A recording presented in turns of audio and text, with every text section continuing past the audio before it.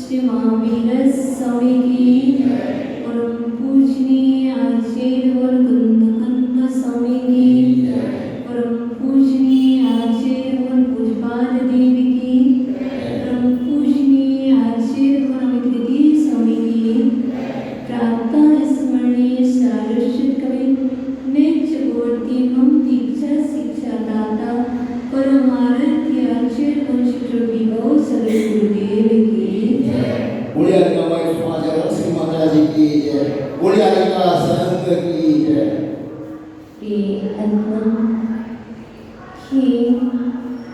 जिनेन्द्रवाणी आकुवाणी तीर्थंकरवाणी सद्पादवाणी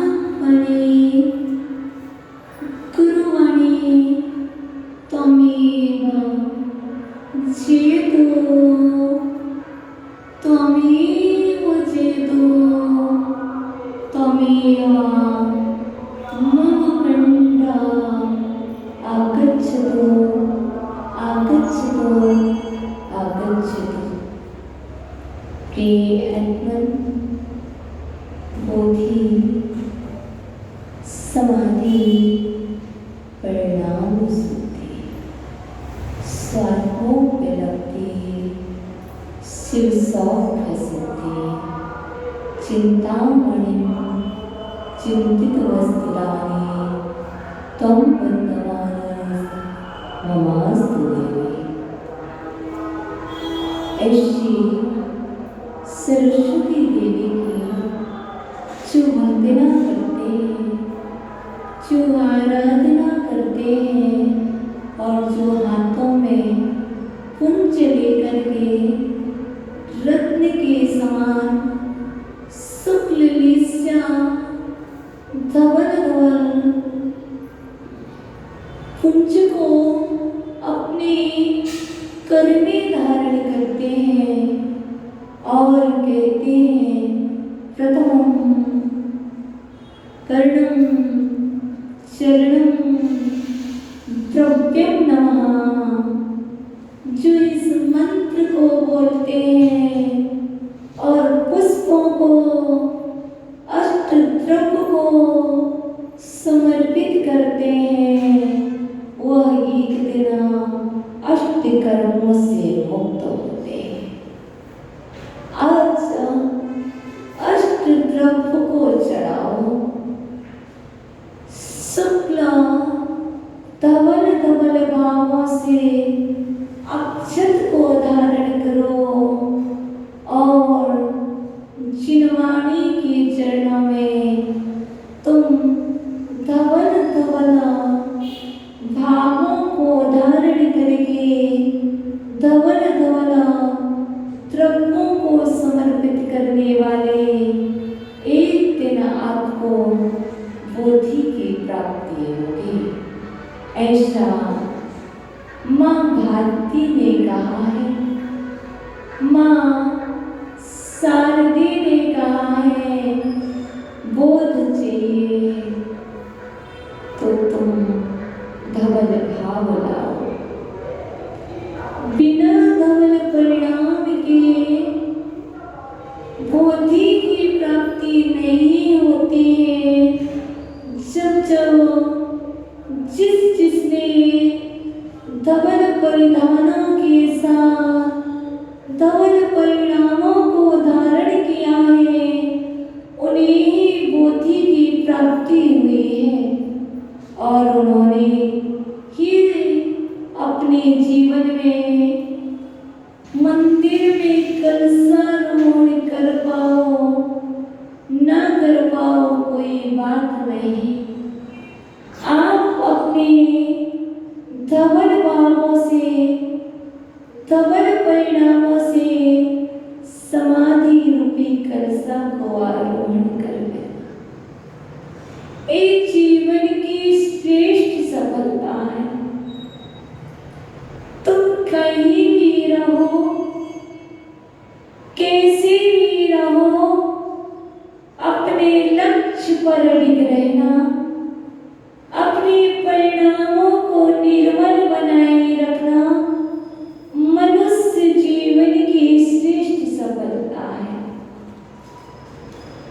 स्थान कोई हो, परिवार कोई हो, वृक्ष कोई हो, भोजन कोई भी हो, जैसे शास्त्र कोई भी हो, कभी प्रतिमान योग को पढ़ना, तो कभी करणान योग को पढ़ना, कभी द्रव्यान योग को पढ़ना और कभी चरणान योग को पढ़ना। ऐसे ही कभी कोई वृक्ष होगा, कभी कोई वृक्ष होगा। पक्षी को तो मात्र भोजन से प्रयोजन है, और हम और आप इस मनुष्य जीवन में चारों गतियों से आए हैं। कोई नरक गति से आया है, तो कोई त्रियंच गति से आया है, और कोई मनुष्य तो कोई देव पर्याय से आया है। आजीर होना पूज्यपाद स्वामी इष्टोपदेश ग्रंथराज में लिखते हैं, दिग्देशेभ्यः खगायिता संवसन्ति नगे नगे स्वास्वाकाय वसाद्यन्ति देशे दिक्षु प्रगे प्रगे। तुम अपने प्रयोजन को लेकर के एक मनुष्य रूपी वृक्ष पर आए हो, जो आपने पूर्व में प्रॉमिस किया था, भगवान को साक्षी माना था। भगवान थे कि नहीं ये मुझे नहीं पता, देव मिले थे कि नहीं ये भी कोई गारंटी नहीं, गुरु मिले होंगे ये भी कोई गारंटी नहीं, क्योंकि नरक गति में दिव्य नहीं होते हैं, शास्त्र नहीं होते हैं, गुरु नहीं होते हैं। वहाँ तो यदि कोई होता है तो जाति स्मरण होता है।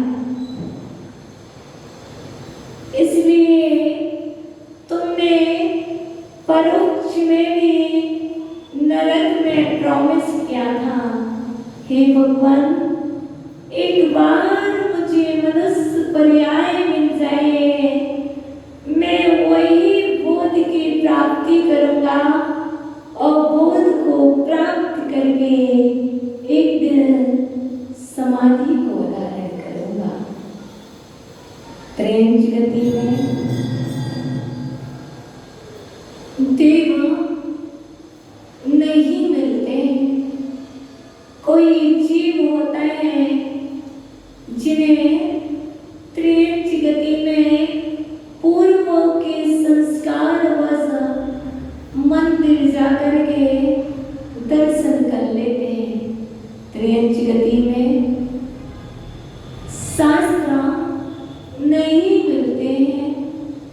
कथनचित कभी न कभी पुण्य के योग से, शुभ कर्म के योग से गुरु मिल जाते हैं, जब हम रोड पर पड़े रहते हैं। यदि पुण्य का उदय होता है उस जीव का, तो रोड पर पड़े रहते हैं और गुरु निकलते हैं, और यदि हमारे तन में प्राण होते हैं तो गुरु जिनवाणी का रसपान करा देते हैं। देव चल करके नहीं आते हैं, शास्त्र चल करके हमारे हाथों में नहीं आते हैं। शास्त्र को स्वयं हाथ में लेना होता है, शास्त्र के पास स्वयं जाना होता है।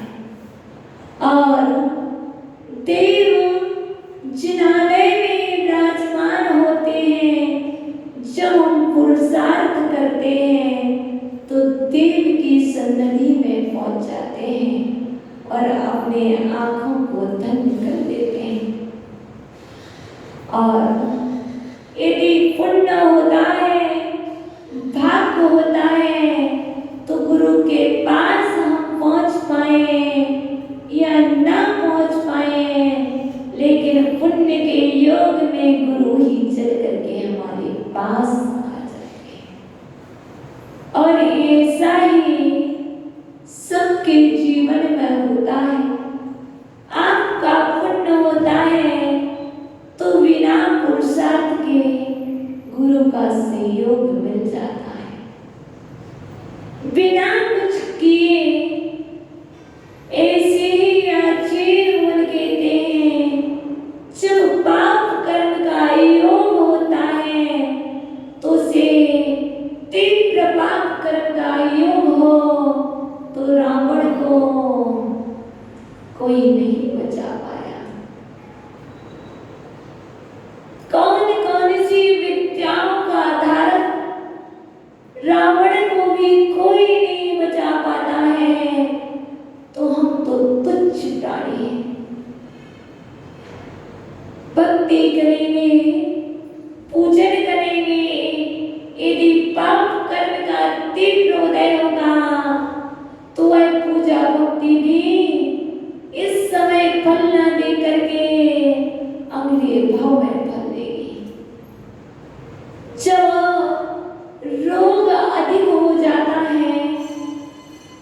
तो औषधि काम नहीं करती है, डॉक्टर को पैर या हाथ ही काटना होता है।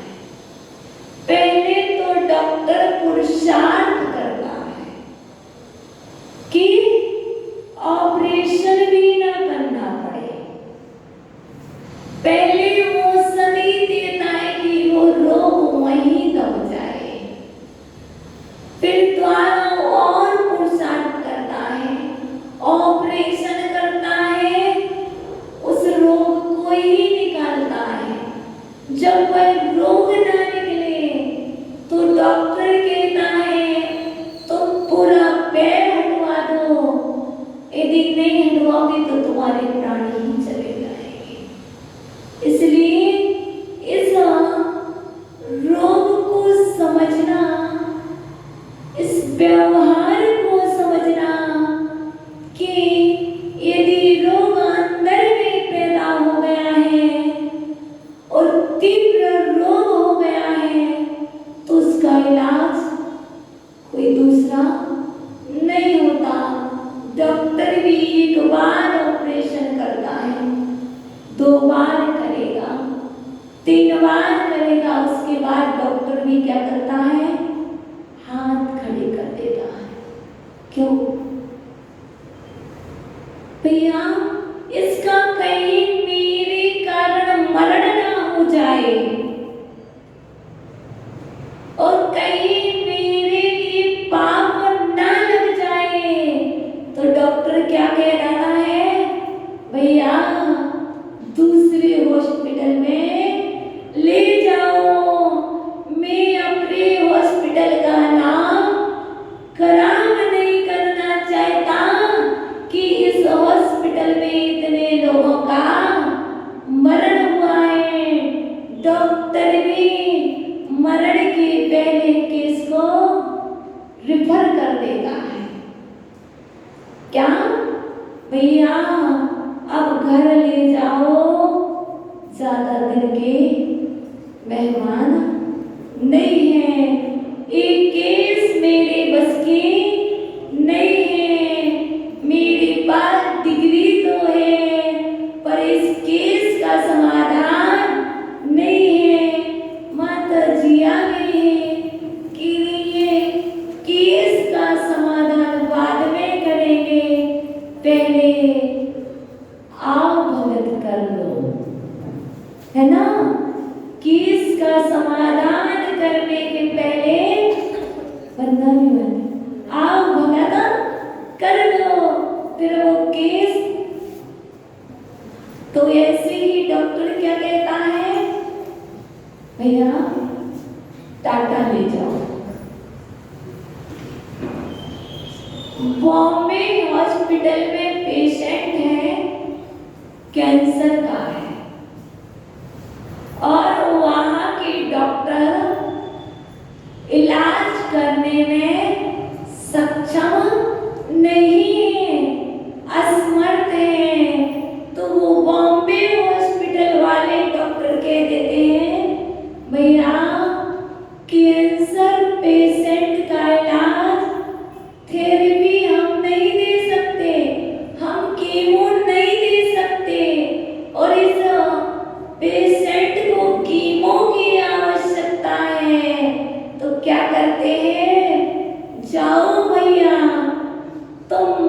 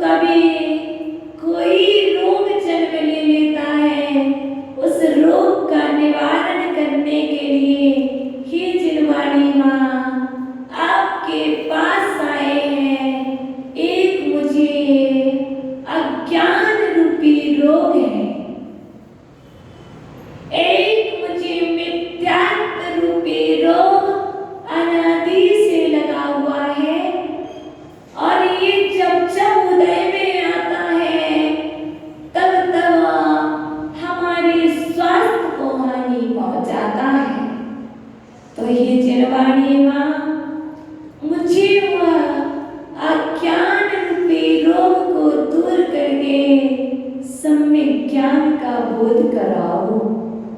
हे जिनवाणी माँ, ये अबोधी बोधि की प्राप्ति के लिए आया है। आज ये याचना कर रहा है, ये याचना कर रहा है, कह रहा है भिक्षाम देहि। भिखारी दर दर भीख मांगता है, साहब मैं भूखा हूं, मुझे कुछ मिल जाए। और ये अनादि से रोगी भूखा है। हे माँ, हे अम्बे, ये अबोध बोधि की प्राप्ति के लिए भिक्षाम देहि कर रहा है। ये हाथ फैला रहा है, ये याचना कर रहा है, हे माँ तुम इस अबोध के लिए बोध की प्राप्ति कराओ।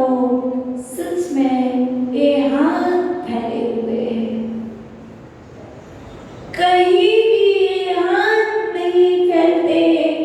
हे माँ, हे सरस्वती, तेरे दरबार में, तेरी छाया में, तेरी परछाई में ये हाथ फैले हुए हैं। तू मुझे बोधि की प्राप्ति कराए माँ, और मेरा सम्यक समाधि मरण कराए। क्योंकि मैंने सुना है, मैंने पढ़ा है, जो आपकी वंदना करते हैं उन्हें ये वर की प्राप्ति अवश्य होती है। देखो, एक गरीब बालक, नन्हा सा बालक रोटी मांगने आता है, तो आप उसके कटोरे में रोटी डाल देते हो। जब आपने रोटी डाली है, उसकी भूख का समझ किया है, उसकी क्षुधा वेदना का समझ किया है, तो ये जिनवाणी माँ, तुम एक चरण की रोटी का टुकड़ा मेरे हृदय में डालना। मैं नहीं कहती हूँ माँ कि आप मुझे पेट भर भोजन कराओ। मैं नहीं कहती हूँ जिनवाणी माँ, आप मुझे 6 वर दो, 1 वर तो दे दो, एक कोई वर तो दे दो, एक टुकड़ा तो दे दो। और जो जिनवाणी माँ के दरबार में अरदास करते हैं, एक दिन उनकी अरदास पूरी होती है। तुमने पानी मांगा, तुमने प्यास की इच्छा की, और तुम कुएं के पास गए तो तुम्हारे कुएं ने प्यास बुझाई है। फिर तो ये चेतन सरस्वती जिनवाणी माँ है, ये अरहंतों की वाणी है, ये अरहंतों की दिव्य ध्वनि है। ये तुम्हारी भूख, ये तुम्हारी प्यास क्यों ना मिटाएगी? अवश्य मिटाएगी, विश्वास करना।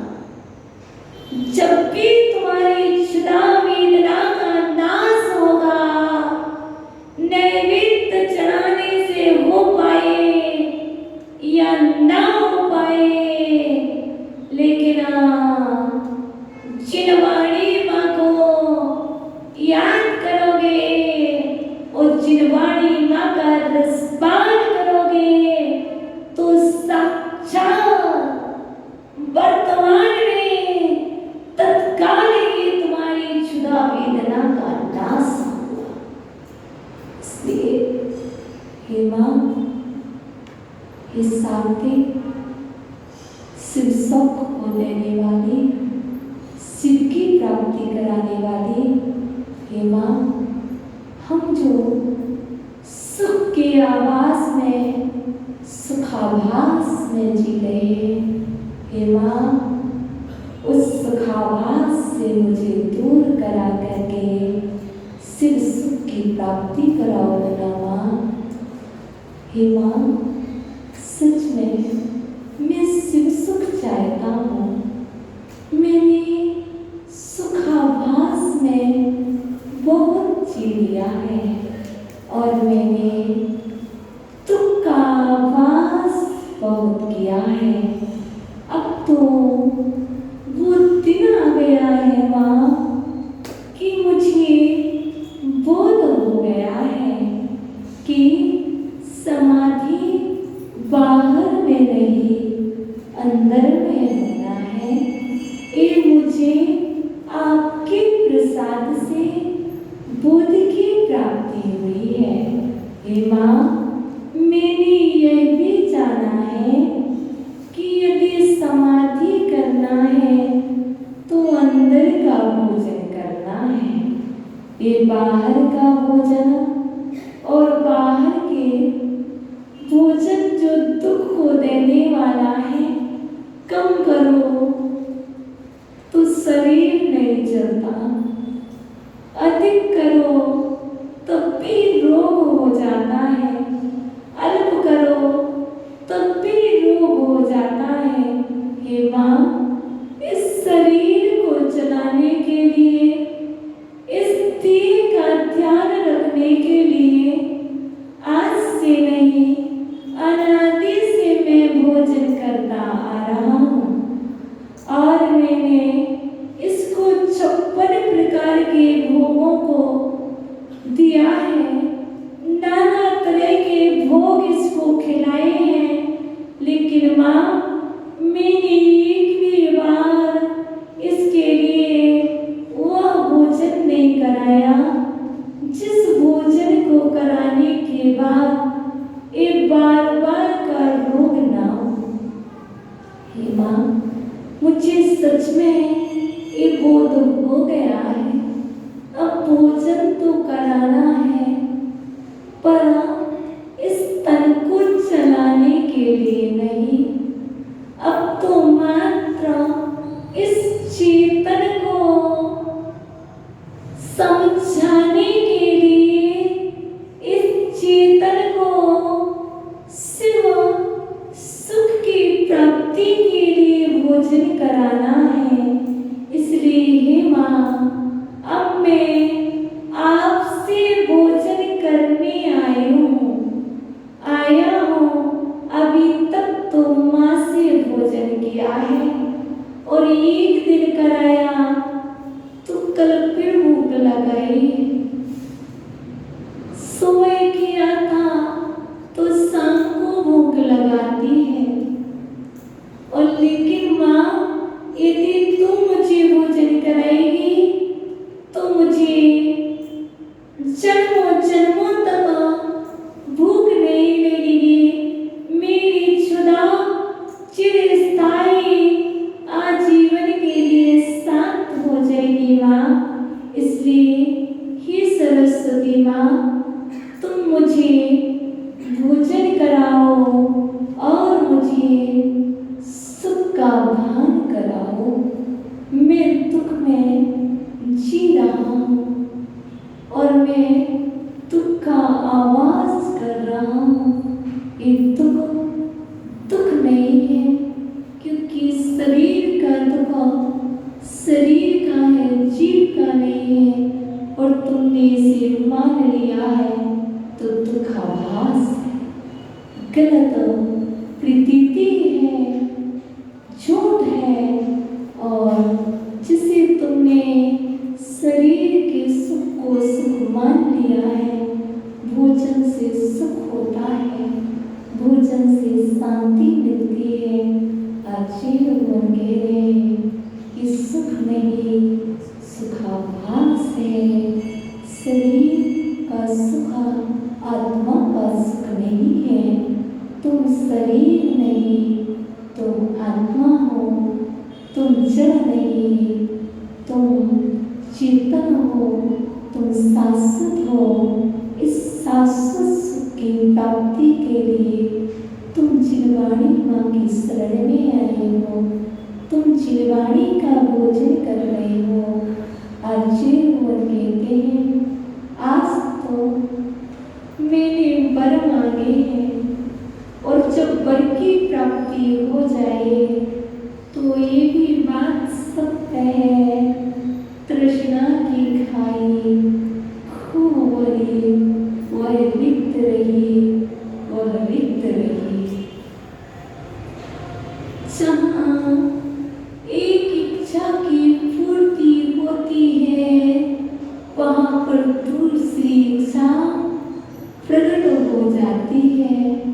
पर मेरी तो शुभ इच्छा है, प्रशस्त इच्छा है, और प्रशस्त इच्छा, प्रशस्त भाव संवर और निर्जरा के कारण है। अब प्रशस्त भाव आश्रम और बंद के कारण है। मैंने कल भी शुभ वर मांगे थे, शुभ की इच्छा की थी, तो वह इच्छा भी संवर और निर्जरा के कारण थी। जब संवर और निर्जरा होगा तभी तो न मोक्ष होगा ना। बिना संवर निर्जरा के मोक्ष भी तो नहीं होता है। यदि संवर और निर्जरा के लिए मुझे कुछ मांगना पड़े तो मांग लिया था। अब आजीवन कहते मांगने के बाद अब तो मैं उनको हृदय में ही बसाना चाहता हूँ। देखो, जिन्हें आचार्यों ने बसाया, जिन्हें मुनिराजों के समूह ने पूजा,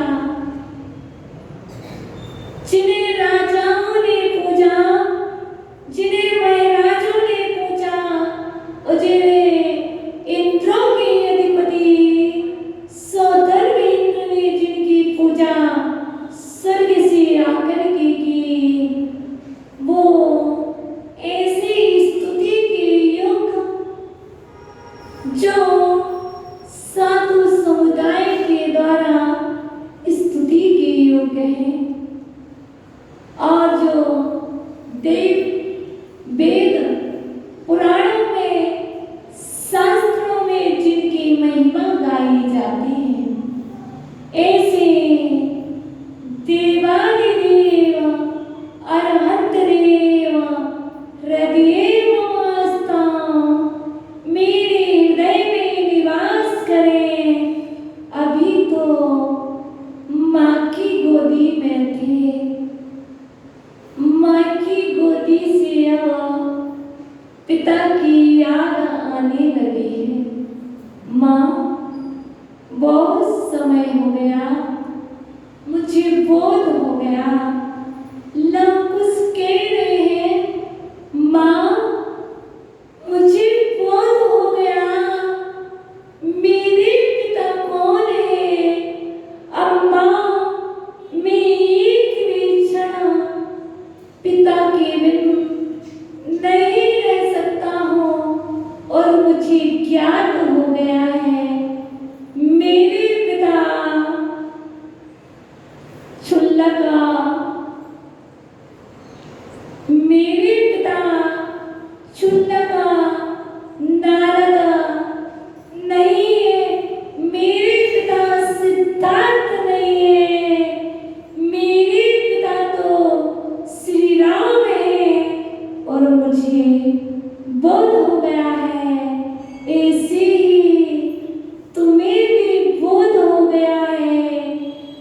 मैं माँ की गोद में था, बहुत समय से पिता छोड़कर चले गए हैं। अब मेरी माँ ने मुझे बता दिया है, तुम्हारे पिता 18,200 से रहता, 18,200 से रहता, जन्म मरण से अतीत और देव समोसरण में विराजमान है। वही तुम्हारे पिता है, वही तुम्हारे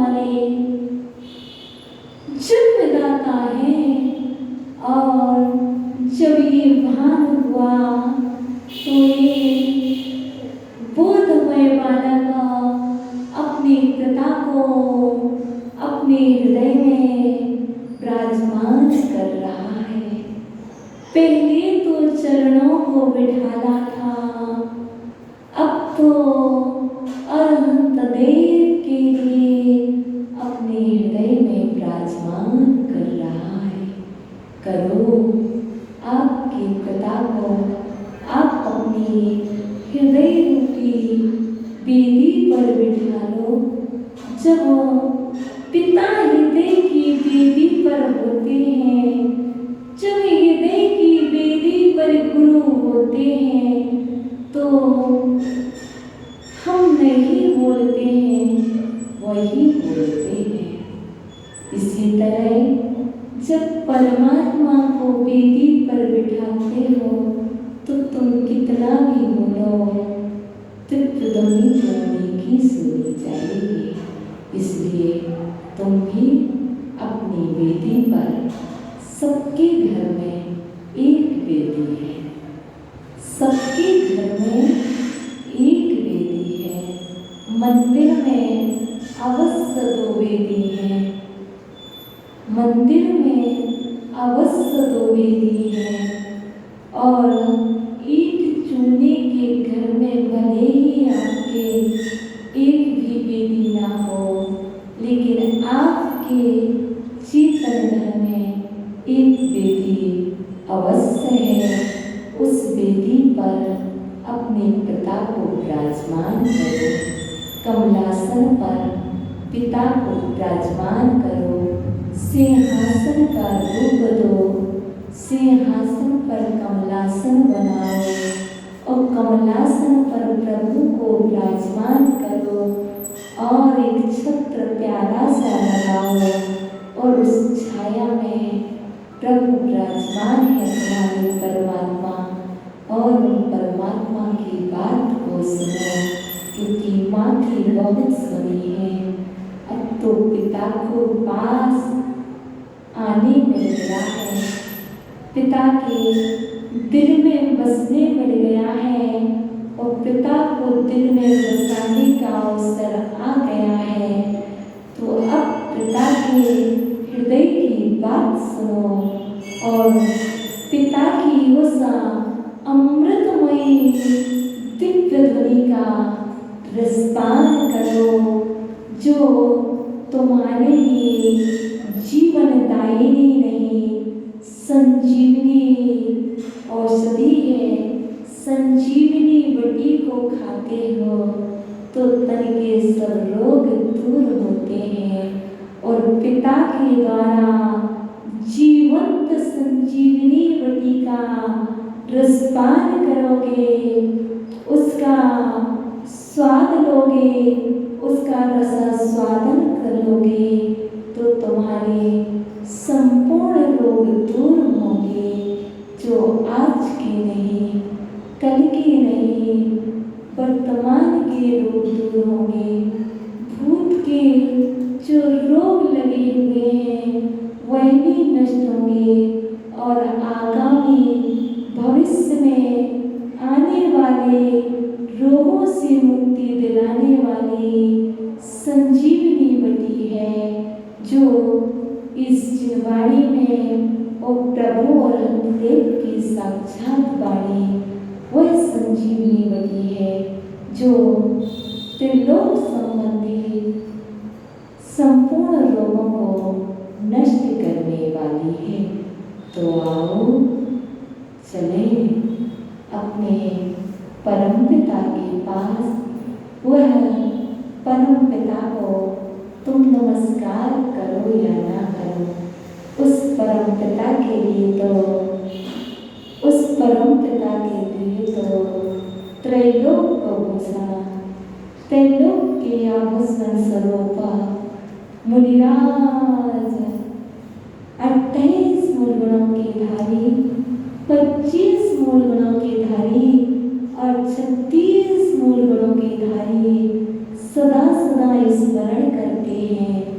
जिन्हें वह स्मरण करते हैं तो हम कौन होते हैं जो उन्हें स्मरण के योग्य नहीं है।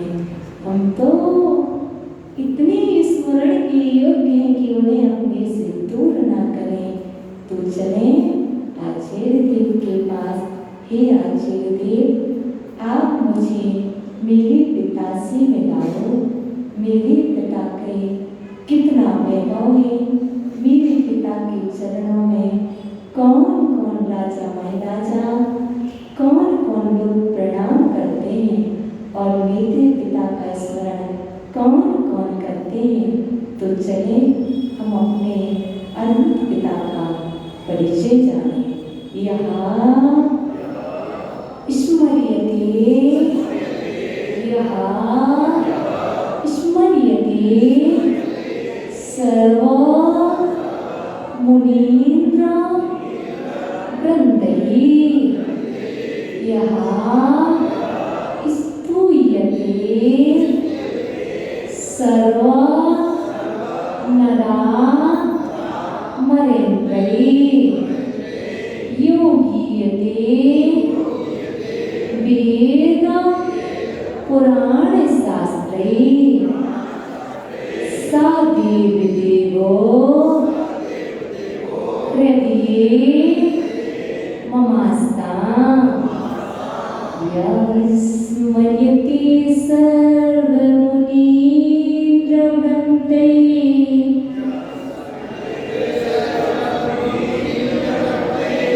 यः स्मर्यते सर्वमुनीन्द्रवृन्दैः।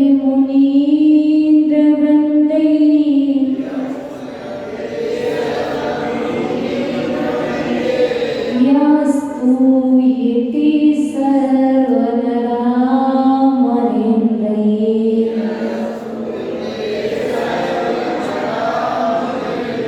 यः स्तूयते सर्वनरा मरेन्द्रैः।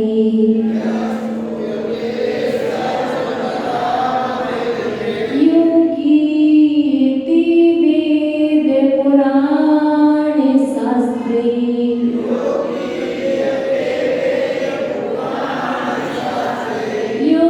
योगीयते वेद पुराण शास्त्रैः।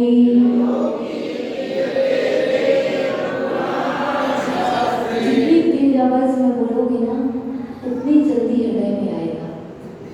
जितनी अच्छे से आह्वान करोगे अत्रा अत्रा अत्रा, तो वैसे ही भगवान आपके द्वार चले आएंगे।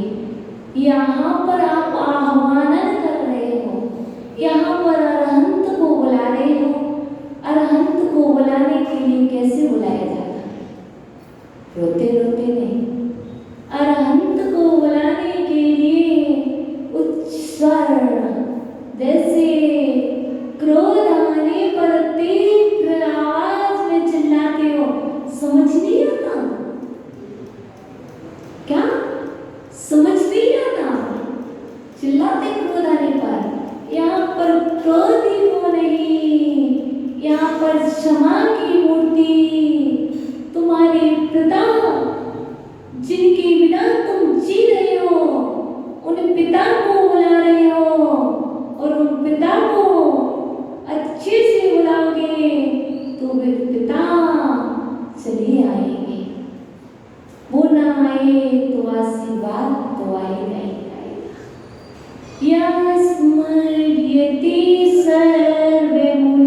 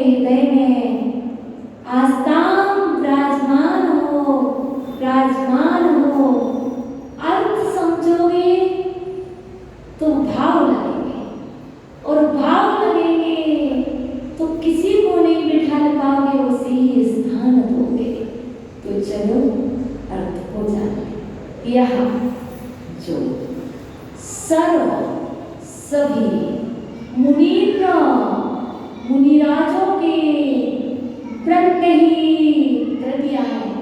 सर्व मुनीन्द्र वृंदे जो मुनिराजों के समूह के द्वारा